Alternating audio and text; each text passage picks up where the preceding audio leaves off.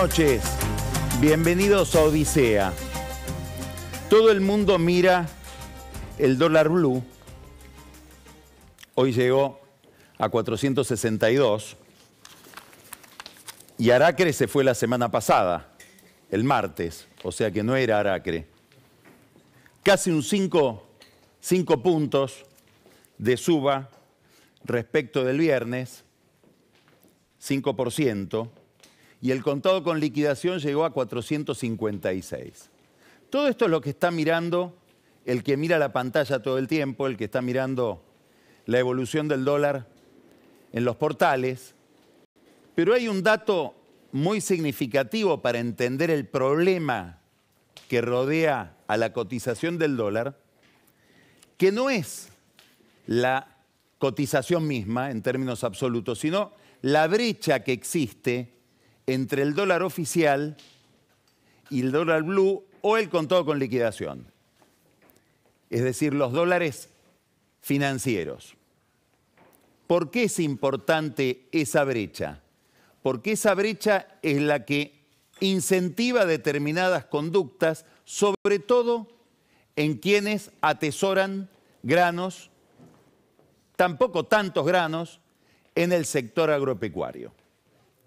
Ya sabemos que el gobierno, la Argentina y específicamente el gobierno, está en un drama porque a los desaguisados económicos anteriores a la sequía se le sumó la sequía y con la sequía un torniquete sobre el ingreso de dólares que determina 20.000 millones de dólares menos para la economía argentina.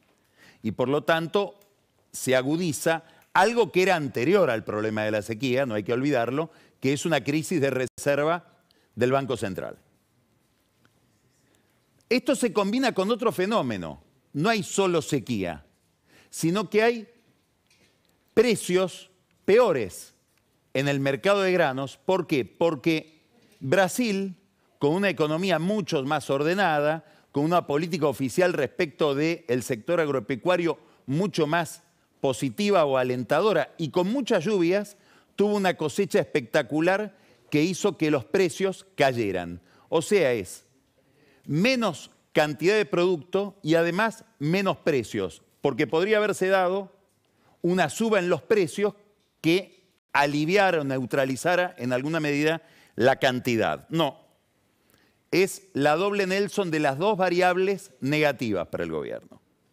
Quiere decir que hoy el gobierno de Alberto Fernández depende de dos actores, a los que no maneja, con los que puede negociar, pero que no necesariamente le obedecen. Uno son los chacareros, el otro es el Fondo Monetario Internacional. Esas son las dos fuentes de dólares que puede tener en la emergencia Sergio Massa, que después de la renuncia de Alberto Fernández a la presidencia, a la candidatura presidencial, que fue como una especie de renuncia subliminal desde el punto de vista emocional a la presidencia, quedó como una especie de presidente simbólico, expuesto entonces, o más expuesto políticamente, a la crisis. De este tema vamos a hablar después más específicamente con Gerardo Martínez. Es un momento ideal para hablar con alguien con experiencia política y con experiencia sindical, sobre todo por varios temas que voy a tocar ahora. Entonces, el gobierno está dependiendo de los chacareros y dependiendo del fondo. Los chacareros, con una brecha superior al 100% entre el dólar real y el dólar oficial, lo que hacen es decir, yo espero la devaluación. Retengo granos, no vendo. Además, ya las cerealeras le adelantaron mucho al gobierno de lo que podían ofrecerle en toda la crisis anterior de reservas. Esto produce un cuadro muy desalentador, inquietante, muy preocupante para Sergio Massa. ¿Por qué? Porque él esperaba que con el dólar soja, que abre una ventana de interés para el que tiene granos, en el mes de abril se liquidaran 2.500 millones de dólares. En lo que va de abril se liquidaron 1.400 millones de dólares. Massa pensaba también que durante todo el periodo que termina a fin de mayo del dólar soja, la Argentina, y por lo tanto el Banco Central, iba a recibir 5.000 millones de dólares. 2.500 y 2.500 por mes. Los expertos del sector agropecuario calculan que en todo el ciclo, en vez de 5.000 van a entrar 2.500, la mitad de lo que esperaba Massa. Por supuesto hay mucha presión sobre el sector exportador, hay mucha presión sobre el sector agropecuario, que está además complicado por una cosecha que viene demorada. En este contexto, la mesa de enlace le hizo saber al ministro que espera una devaluación más acentuada de la moneda, es decir, un dólar de 350 pesos, cosa que Massa no está dispuesto a conceder, muy probablemente presionado o vetado por Cristina Kirchner. Hay que recordar siempre la frase de Máximo Kirchner, ya con Massa como ministro, durante el primer dólar soja, que fue: estamos de rodillas frente al campo, o nos han puesto de rodillas frente al campo. Entonces, por el lado de este sector, que es un proveedor de dólares, que es el campo, las noticias para Massa son malas. ¿Qué va a pasar con el fondo? Bueno, el gobierno espera, y Massa espera, que haya un adelanto de los fondos que tiene que desembolsar el Fondo Monetario Internacional, que todos esos desembolsos de acá a fin de año se adelanten ahora. Y ahí viene el problema si miramos el cuadro desde el lado del fondo. Es muy difícil que el Fondo Monetario Internacional pueda salirse de lo pactado, adelantar los desembolsos en esta primera parte del año, cuando en la segunda parte del año además va a haber problemas con el dólar. Y va a haber problemas con el dólar también por una retracción de las exportaciones. Estamos en el mejor momento para que el gobierno cobre dólares. Entonces es muy difícil que el fondo pueda hacer ese adelanto, decíamos, sin algunas condicionalidades adicionales. Sobre todo una, devaluar.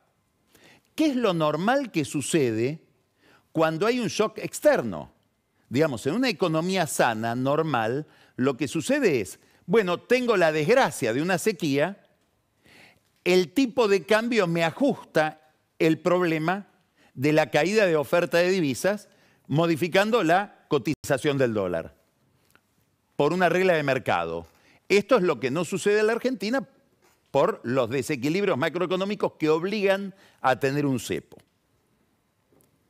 La devaluación fue, y vamos a ser precisos acá, una de las alternativas, no la única, que le dio. Me interesa todo este anecdotario alrededor de Aracre porque podemos sacar algunos detalles significativos para lo que viene, no para lo que pasó.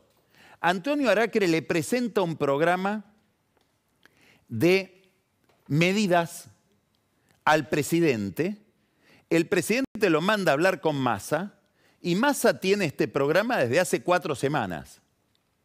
Es decir, sabía de qué estaban hablando. Tanto que lo mandó a Aracre a hablar con 2 subordinados de él, con Leonardo McCurr y con Lisandro Clery. ¿Qué proponía Aracre?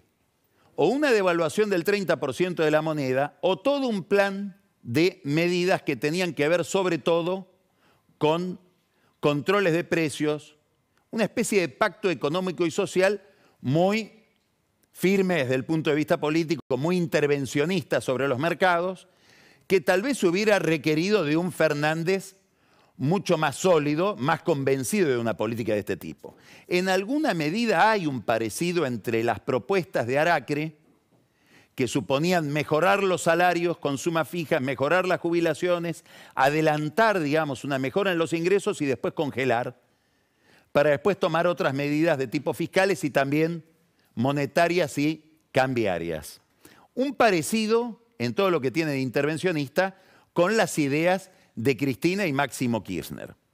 Alberto Fernández le dijo, bueno, anda a hablar con Matías Culfas, que no se habla con Fernández, pero Fernández entiende que es el mejor experto en regulaciones de mercados y en la aplicación de la ley de abastecimiento. Aparece en el horizonte la ley de abastecimiento, como siempre que hay un problema de alta inflación, y lo manda a hablar con Marco Lavagna. Es interesante esto porque nos da una idea, sobre todo en el caso de Marco Lavagna, con quiénes está hablando Alberto Fernández cuando mira la política económica que lleva adelante Massa. Todo esto tiene un límite que es Cristina Kirchner, que se niega a la devaluación. Si uno hablara con Cristina Kirchner o con su entorno, ellos dirían, bueno, se niega no por razones dogmáticas. En febrero del 2014, el gobierno de Cristina Kirchner con Kicillof en el Ministerio de Economía devaluó. Es cierto, no había esta inflación y no era 2 meses o 3 meses o 4 meses antes de las elecciones. Eran casi 2 años antes de las elecciones. Febrero del 2014, elecciones en agosto del 2015. Es decir, una devaluación hoy tendría otro efecto. También habría que decir, pero tampoco tenían la corrida que tenía ahora, ni tampoco tenían la crisis de reservas que tiene ahora el Banco Central. Es decir, hay un momento en que ya los decisores políticos y económicos pierden el control de la película. Y no sabemos si esto lo está percibiendo correctamente Cristina Kirchner y tampoco sabemos si lo está percibiendo correctamente Massa. Ir al fondo, pedirle al fondo que adelante los desembolsos, muy probablemente el fondo pida una devaluación y hay otro problema. Y el problema es que el fondo no tiene, los técnicos del fondo y aún los directores del fondo, que son políticos, no tienen tanto margen de maniobra para tratar a la Argentina como un chico especial. ¿Por qué? Porque junto con la caída de las exportaciones por la sequía, hay una caída en las retenciones, que significan muchos menos ingresos para el Tesoro. Y como el gobierno no quiere devaluar, todo el ajuste que lleva adelante este gobierno es por el nivel de actividad. Y al caer el nivel de actividad, también cae la recaudación. Es decir, que la cuestión cambiaria, sequía, cuestión cambiaria, termina afectando las cuentas públicas y hacen que el compromiso del gobierno ya no de metas de reserva, sino de metas de déficit, también está incumplido frente a los técnicos del fondo. Quiere decir que el fondo tendría que pedir un nuevo ajuste para conceder lo que Massa iría a reclamar.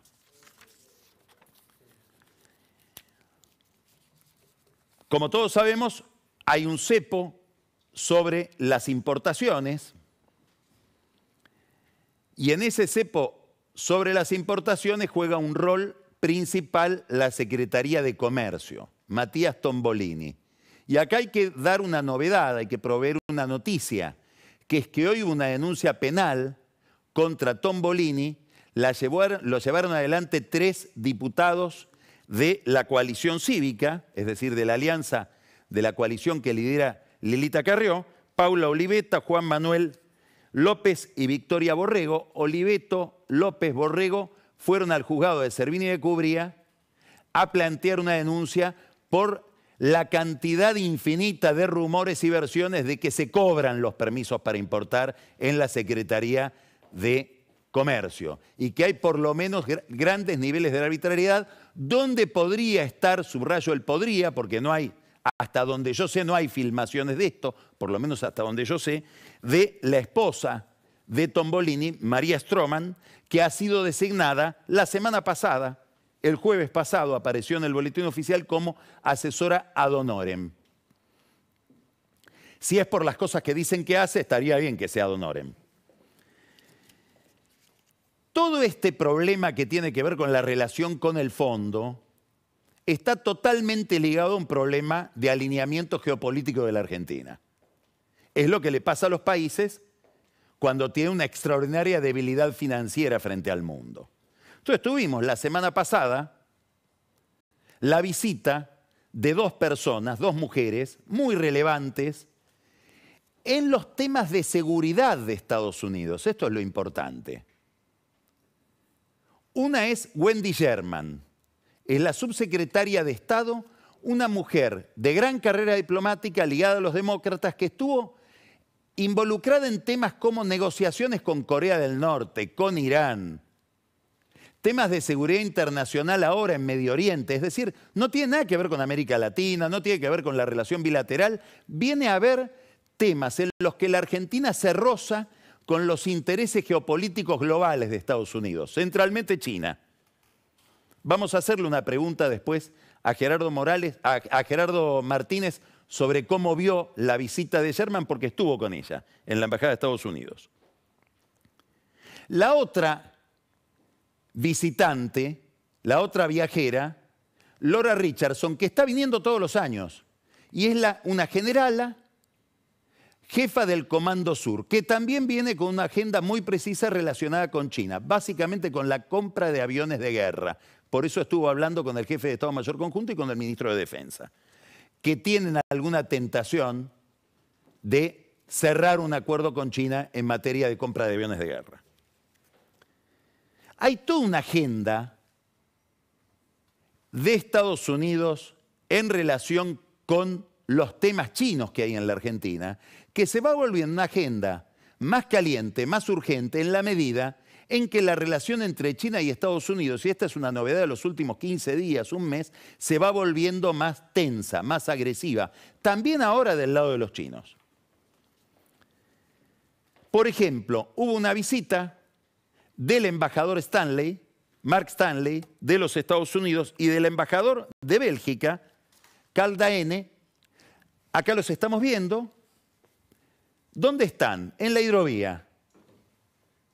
La hidrovía se está por licitar toda la tarea de dragado, de peajes, en el fondo de control de la hidrovía, y los Estados Unidos tienen un interés ahí muy peculiar, muy directo, que es que no quede en manos de los chinos el control de la hidrovía. Es un tema central. ¿Por qué? Porque es por donde salen los granos, los alimentos que la Argentina le vende a China. Si uno hablara con un americano, por ejemplo, con un japonés, ellos podrían decir lo siguiente: el lugar que hoy Brasil y la Argentina ocupan en el mundo es que son los que le venden alimentos a quien eventualmente en un escenario más complicado podría ser nuestro enemigo de guerra. Entonces queremos saber si en la eventualidad de una guerra que se podría disparar por cualquier chispa que se encienda, por ejemplo, cerca de Taiwán, Brasil y Argentina van a seguir alimentando a nuestro enemigo o van a aliarse con nosotros, Japón y Estados Unidos, por ejemplo. Entonces ahí es donde la hidrovía, que es por donde pasan los alimentos, se convierte en un negocio geopolíticamente estratégico. Lo mismo que si se establece una base de aprovisionamiento logístico para barcos que crucen por el Estrecho de Magallanes, porque suponen quienes están pensando esta eventual guerra, que por ahora está nada más que en ejercicios teóricos, que si se produce ese conflicto, el canal de Panamá va a estar bloqueado. Y el flujo de energía y el flujo de alimentos hacia China va a pasar por el sur de la Argentina. Entonces es muy importante quién controla esa base. Digamos, de golpe, en esta nueva escena internacional, la Argentina, Brasil, proveedores importantes de China empiezan a tener un papel relevante. Más relevante en el caso de la Argentina, ¿por qué? Porque el gobierno de Brasil, que no tiene la dependencia financiera que tiene el gobierno argentino, ha decidido hacer su propio juego y aproximarse a China. Hubo una visita la semana pasada muy importante de Lula da Silva a Xi Jinping y un ejercicio que está haciendo Brasil con China y con los Emiratos Árabes, al que quieren sumar también a Turquía, y eventualmente, muy eventualmente a Francia, para proponer una mesa de paz que termine con la guerra de Rusia contra Ucrania. Es decir, en Brasil vuelven con Lula las ideas de Brasil, potencia internacional autónoma que puede jugar un juego desafiante frente a Estados Unidos, o por lo menos muy autónomo respecto de Estados Unidos. Frente a eso, el gobierno argentino va al fondo y va al Departamento del Tesoro y va al Departamento de Estado a decir, valoren nuestro alineamiento. ¿Y dónde más hay que alinearse? En la tecnología de telecomunicaciones. Y acá es donde la cosa es más ambigua. El famoso 5G. No es por el teléfono que usamos nosotros, es porque el 5G, la tecnología de telecomunicaciones, termina siendo la tecnología con la que se dirigen los misiles, se dirigen o se operan los sistemas de telecomunicaciones de los barcos, de las Fuerzas Armadas, etc. Es decir, también es importante a quién un país le entrega esa tecnología en materia militar. Y hoy se están haciendo las licitaciones de ese servicio. Se están elaborando los pliegos. Y en esa elaboración de los pliegos aparece una curiosidad. Primero hay una disputa de precios entre los operadores y el gobierno. El gobierno pretende cobrar 200 millones por empresa. Las empresas dicen no más de 150. El gobierno en los borradores de los pliegos está pidiendo que esos dólares sean cash, billete. Claro, desesperado por la falta de dólares. ¿Y con los insumos qué hacemos? ¿Nos van a dar los insumos cuando tengamos que importar la tecnología para implementar todo el sistema? Y acá aparece algo todavía muy borroso, una posibilidad, pero que en algunas empresas la dan por firme, que es no. Para importar no te vamos a dar dólares porque no tenemos, te podemos dar yuanes. Pero si me dan yuanes, ¿quién me va a aceptar yuanes? Solo los chinos. Quiere decir que es una licitación orientada a Huawei. Ahí es donde prenden una alarma los americanos, que tienen en el Congreso de Estados Unidos un proyecto de ley que ya pasó por la Cámara de Representantes, se está tratando en el Senado, de sancionar en Estados Unidos a las empresas que en el corazón de su sistema tecnológico tengan tecnología china. Bueno, estamos hablando de un tema de alineamiento internacional importante que se está discutiendo en este momento con un país que está de rodillas por falta de dólares. Y esto también genera tensiones internas dentro del kirchnerismo, que no es un movimiento precisamente proamericano, pro-norteamericano. Estas tensiones internas se expresan de distintas maneras y tienen efectos variados. Yo quiero que ustedes miren este documento, el comienzo de este documento, que lo firma un profesor de Flaxo, que es militante de un grupo del amplio universo kirchnerista, que es Soberanos, liderado por Alicia Castro, el profesor Horacio Robelli. En este documento empieza así, dice: el lunes 10 de abril del 2023, el ministro Sergio Massa fracasó en tratar de conseguir un crédito puente de 5.000 millones de dólares del FMI. Ahora, esta segunda frase es inquietante porque en el gobierno no dicen que esto que voy a decir ahora sea así. Dice, también le rechazaron el pedido que hizo de que le adelante en abril, mayo y junio de 2023 los 10.793 millones de dólares que, según el acuerdo de facilidades extendidas firmado y autorizado por la ley 27668, deben ingresar en junio, septiembre y diciembre. Es decir, acá alguien del oficialismo, de un sector muy ligado a Cristina Kirchner, dice, Massa ya fracasó en que le adelanten esos fondos. Bueno, esto es muchísimo más duro que el documento de Aracre en términos de expectativas del mercado, si esto es cierto. Habrá que ver si Massa se enfurece con esta gente también. Esta noticia se supo en el país y comienza a crecer el precio del tipo de cambio paralelo, esencialmente por grandes operadores comprando dólares,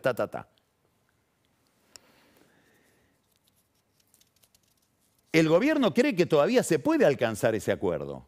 Y desde un sector del oficialismo dicen, Massa ya lo perdió ese acuerdo. Con lo cual, si uno está mirando el comportamiento del dólar, dice a Massa no le van a dar los dólares de los exportadores y tampoco le van a dar los dólares del fondo. Y me lo dice un kirchnerista. En la desesperación, y esta es una novedad de todos estos días, empiezan reacciones complicadas donde reaparece el viejo rostro de algunos funcionarios kirchneristas apretadores que caracterizaron sobre todo los años de Néstor Kirchner y de Cristina Kirchner, recordemos especialmente cuando reinaba Guillermo Moreno en el gobierno. ¿A qué me refiero? Primero, aparece ahora que al juez Horacio Rosati y al juez Carlos Rosenkrantz le inventaron 2 líneas telefónicas. ¿Cuándo? Un día antes de que saliera el fallo por la coparticipación que generó todo el lío que generó, como ustedes recuerdan. aparecen amenazas sobre la sociedad de bolsa Max Capital porque en un informe pronosticó que podía haber una devaluación. ¿Cuándo? Es obvio que puede haber una devaluación. Es más, muy probablemente el fondo esté pidiendo una devaluación. Y cualquiera que vea el comportamiento de las reservas, si es racional, teme que va a haber una devaluación. A Max Capital la acusan de terrorismo por haber dicho que podía haber una devaluación del 50%. La pregunta que hay que hacerse es, ¿a partir de qué porcentaje el pronóstico ya es terrorismo? ¿Quién fija el número de devaluación pronosticada a partir del cual el economista que lo hace es terrorista? En medio de toda esta desesperación para que no se hable del dólar, hay otro rumor que hoy circulaba por el mercado, ojalá no sea cierto, y es que suspenderían el REM. ¿Qué es el REM? Es el relevamiento de expectativas del mercado, que son pronósticos que realizan economistas profesionales y que publica el Banco Central. Bueno, sería como cuando intervinieron el INDEC, 2008, con Alberto Fernández, jefe de gabinete. Romper el termómetro, que nadie hable de lo que todos estamos viendo. En este contexto de reacciones, digamos, extorsivas, aparece algo mafioso. Sergio Chodos, funcionario público, que le pagamos entre todos el sueldo, también la oposición le paga el sueldo, los que no votan de este gobierno contribuyen a los ingresos de Chodos, que es el representante argentino en un organismo internacional, en el Fondo Monetario Internacional, muy ligado, era el hombre clave de Martín Guzmán, que logró sobrevivir a Guzmán cuando el kirchnerismo pedía su renuncia, que consiguió finalmente.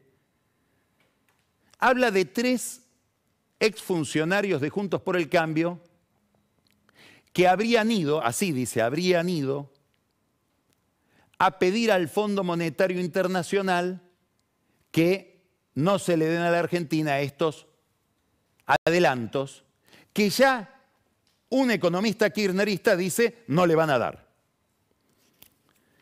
No dice los nombres Chodos. ¿Será porque no los tiene o será porque no es valiente? Pero en los medios alineados con el gobierno, junto con la palabra de Chodos, mafiosamente aparece la foto de Alfonso Pratgay, de Guido Sanleris y de Hernán Lacunza, que serían esos 3 economistas a los que no se anima a nombrar Chodos, que fueron a la reunión del fondo en Washington a pedirle al fondo que castigue a la Argentina. Primera curiosidad, cada vez que vienen técnicos del fondo a la Argentina se ven con la oposición. Es decir, no es una novedad que haya conversaciones entre la oposición y el fondo. Segunda novedad que Chodos tal vez no recuerda, después de las primarias del 2019, cuando él apareció como el futuro presidente, Alberto Fernández recibió en Buenos Aires al fondo y le insinuó, y lo insinuó a través de los medios, que no le sigan prestando a la Argentina, no siga habiendo desembolsos, porque no los va a pagar. Y llegó tarde. ¿Por qué llegó tarde? Porque después de la derrota de Macri, en esas primarias, el fondo suspendió los desembolsos. ¿Habría que decir que Fernández es un traidor a la patria por haber hecho eso? Ahora, lo más interesante de lo de Chodos es que ni siquiera se tomó el trabajo de trabajar.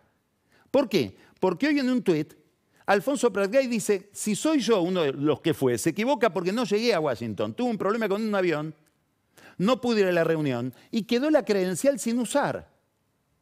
Chodos podría haberse tomado el trabajo de preguntar quiénes habían por lo menos retirado la credencial.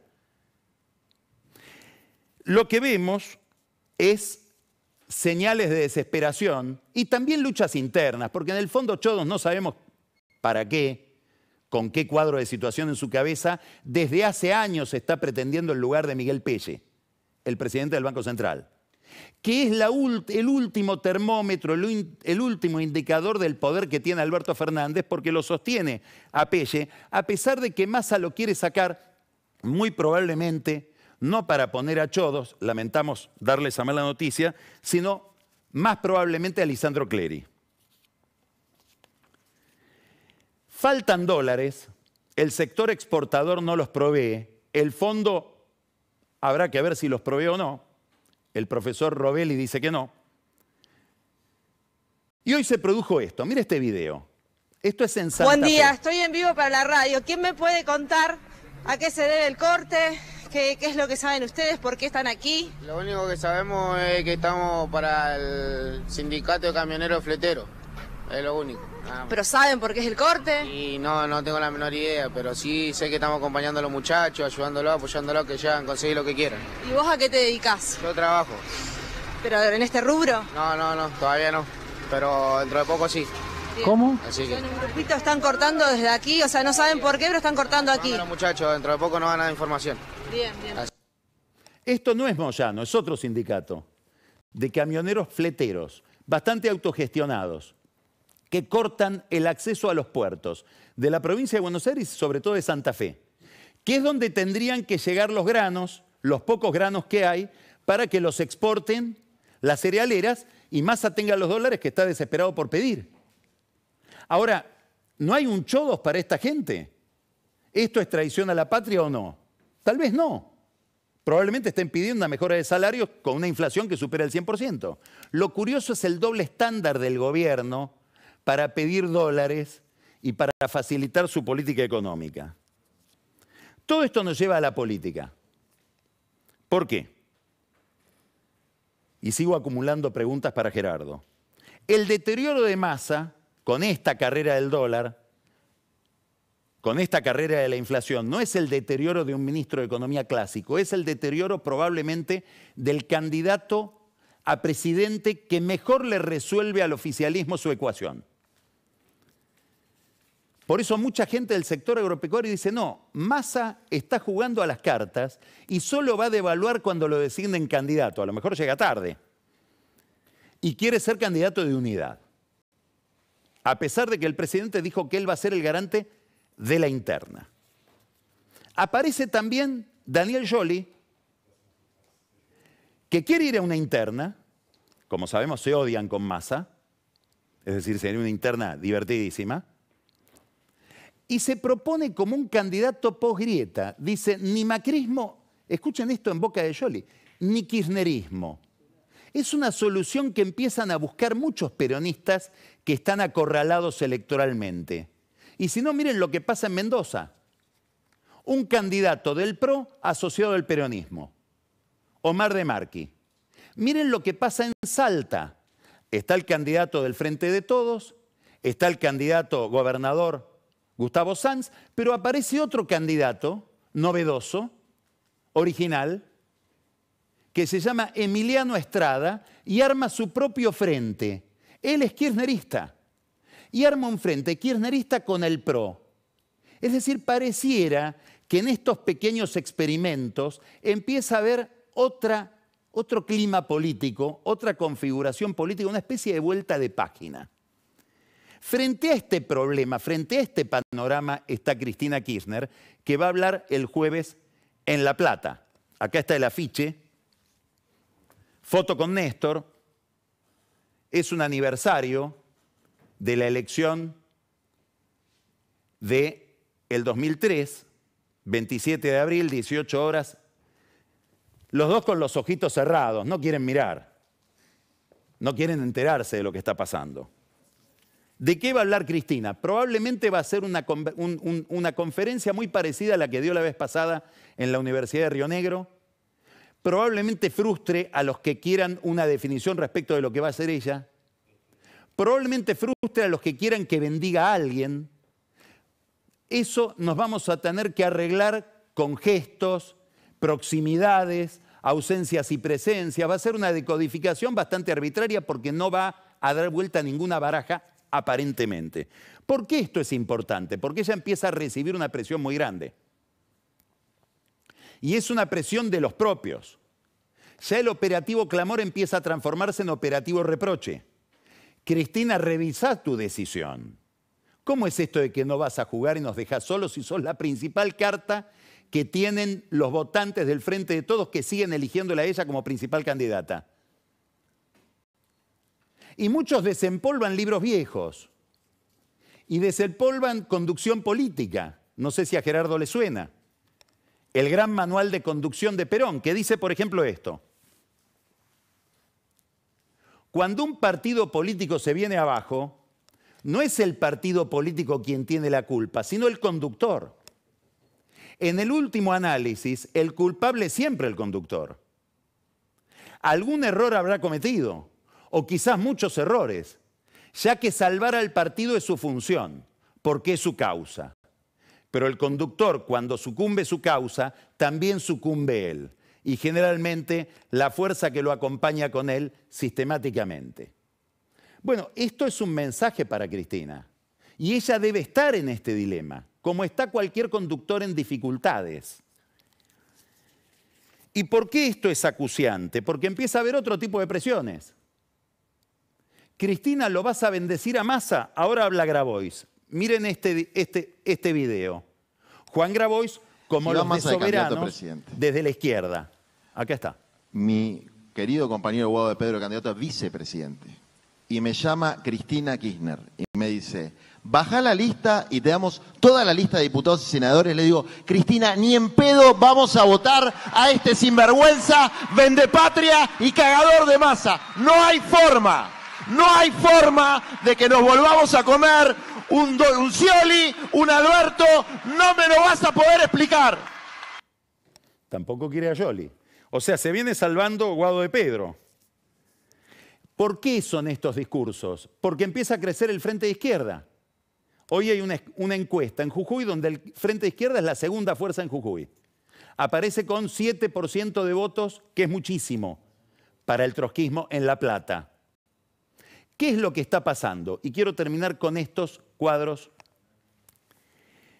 que tienen que ver con el tema de la inflación, con el tema del salario, con el tema de la pobreza, porque va a ser la introducción para hablar con Gerardo Martínez. Estos son los países que tuvieron inflación y desciende la inflación.